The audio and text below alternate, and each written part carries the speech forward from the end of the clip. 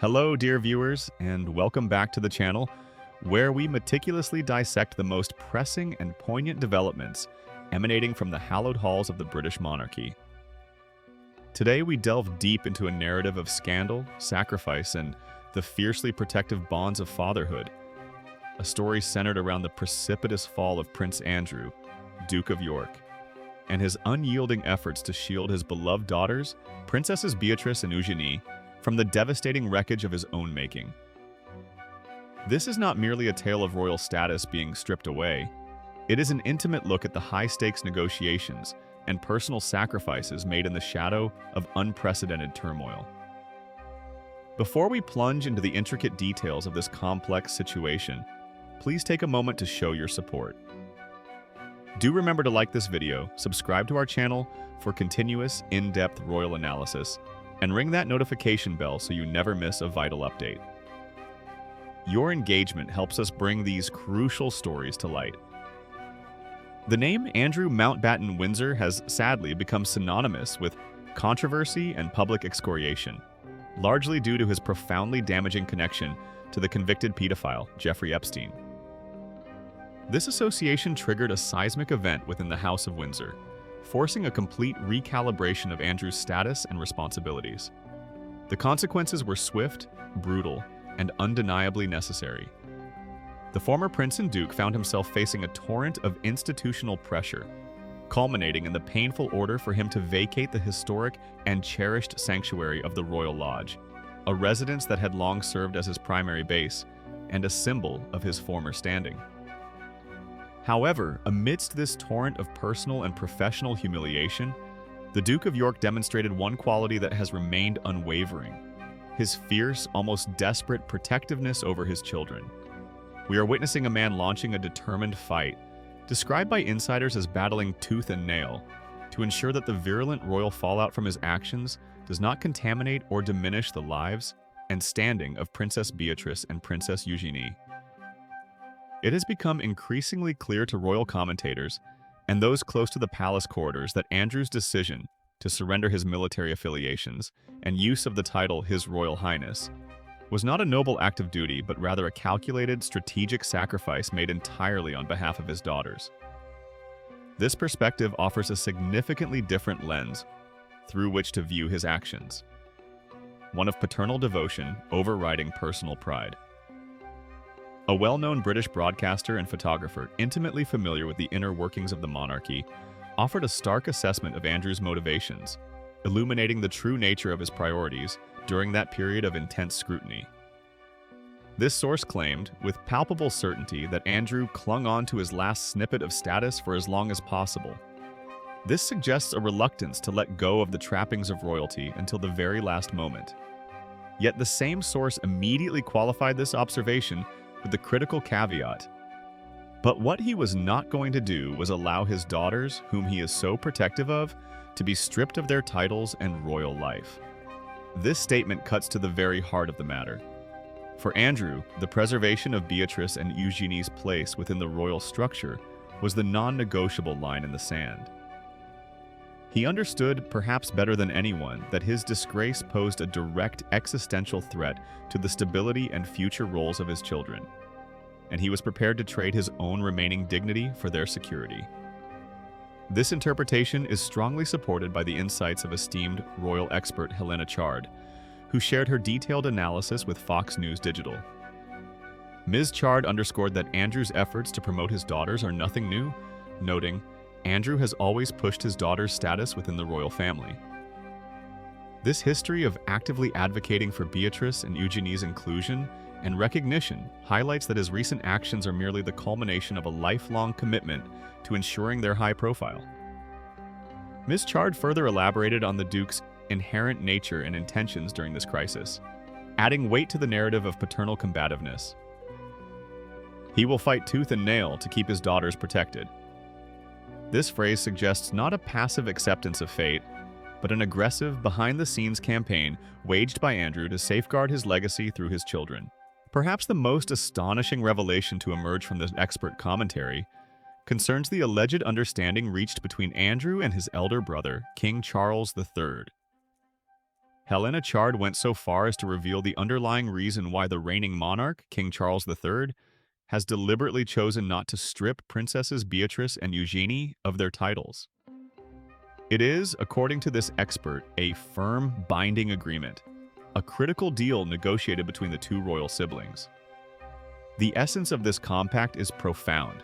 It ensures that while Andrew himself must face the consequences and navigate his own muddy waters of scandal and investigation, his daughters will remain utterly untainted by the taint of his association.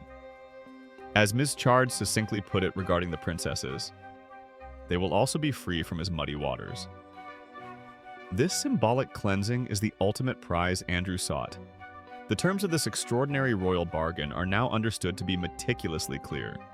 Andrew agreed unequivocally to formally drop his titles and step back from public life, a painful and comprehensive concession, on the explicit condition that both his daughters, Princess Beatrice and Princess Eugenie, would permanently retain the esteemed title of princess and, crucially, maintain their current standing in the line of succession to the throne. This arrangement essentially ring-fenced the princesses' futures, ensuring their lineage and status remain intact regardless of their father's pariah status. The significance of this retention of title and place in the line of succession cannot be overstated. It confirms their constitutional relevance and provides them with the foundation necessary to continue their public roles without the constant threat of demotion or removal hanging over their heads. Furthermore, the palace itself has offered definitive confirmation of Princess Beatrice's continued prominence within the constitutional framework. It was affirmed that Beatrice would remain as one of the highly privileged individuals appointed as counselors of state. This position is far more than a ceremonial title. It carries weighty constitutional responsibility.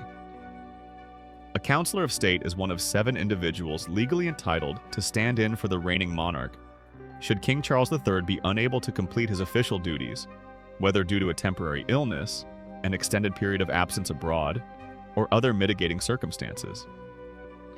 The fact that Princess Beatrice, Andrew's eldest daughter, retains this pivotal role, a role that places her squarely within the inner sanctum of the monarchy's operational continuity, is the clearest evidence of the success of Andrew's protective maneuvering and, more importantly, King Charles III's determination to honor the agreement and stabilize the family. It demonstrates that the princesses are seen not as extensions of their disgraced father, but as valuable, functioning members of the working monarchy, or at least crucial figures within the constitutional architecture. Despite the considerable misfortune and the public difficulties faced by both Andrew and his former wife, Sarah Ferguson, the Duchess of York, the two royal sisters have managed, through this complex negotiation, to maintain both their treasured royal titles and their elevated standing within the broader institution. This outcome speaks volumes about the current monarch's priorities. King Charles III harbors a deep affection and respect for his nieces. He loves and values them immensely, and his actions reflect an eagerness, a clear royal imperative, to protect them rigorously from any further upset, disruption, or public embarrassment stemming from their father's past. The royal expert who weighed in on this alleged deal between the king and the Duke of York described the entire development in glowing terms, characterizing the resolution as a genuine win-win situation for all parties involved. This assessment is based on the palpable relief it brought to those most affected by the crisis. The expert elaborated on the positive impact of this secured arrangement. It's a relief for Andrew and Sarah. It alleviates their concerns about their daughter's future roles within the royal family. For Andrew, who has suffered such public humiliation, knowing that his children's futures are secured provides a measure of solace that no amount of personal wealth or retained status could ever offer. For Sarah Ferguson, who has always fiercely defended her daughters, the certainty of their titles and roles provides a much-needed foundation for their continued public service. This entire saga underscores a vital truth about the modern monarchy. While scandal can tear down individuals, the core institution prioritizes stability and the continuation of service. Princess Beatrice and Princess Eugenie have, throughout this period of intense scrutiny, conducted themselves with grace and commitment.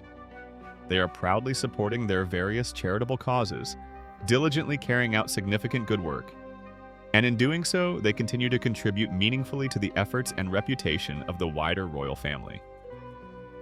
Their professional dedication provides the perfect justification for King Charles III's decision to maintain their status, validating the agreement struck behind the scenes.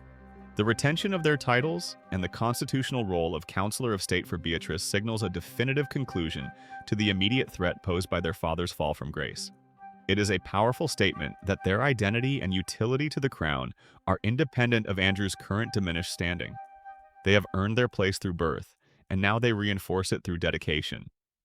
This intricate dance between personal loyalty and institutional necessity provides fascinating insight into the complexities of modern royal life.